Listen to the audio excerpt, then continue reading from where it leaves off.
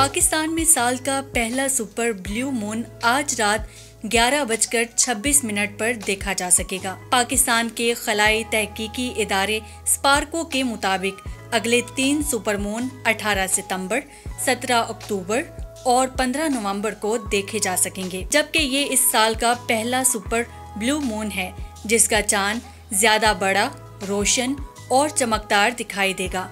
Blue moon की इस्तिलाह कब और क्यों इस्तेमाल की गई? ब्लू मून से मुराद ये नहीं है कि चांद का रंग नीलगू माइल हो जाएगा, बल्कि ये नाम एक इस्तिलाह है। ब्लू मून की इस्तिलाह इस्तेमाल करने की वजह भी काफी दिलचस्प है। 19वीं सदी में एक आतिशफिशां फटने से आसमान की रंगत में अजीब तब्दीली आई, जिसके बायस मुकम्मल चांद नीलगू रंग का नजर आने लगा, जिसे ब्लू मून कहा गया। ब्लू मून की 2 इकसाम हैं, एक सीजनल ब्लू मून और दूसरी मंथली ब्लू मून। एक सीजनल ब्लू मून एक सीजन में 4 मुकम्मल चांदों के तीसरे चांद को कहा जाता है और इसी तरह का ब्लू मून 19 अगस्त को उफक पर नजर आएगा। अंग्रेजी महीने में दूसरी बार दिखाई देने वाले 14वीं के चांद को मंथली ब्लू मून कहा जाता है।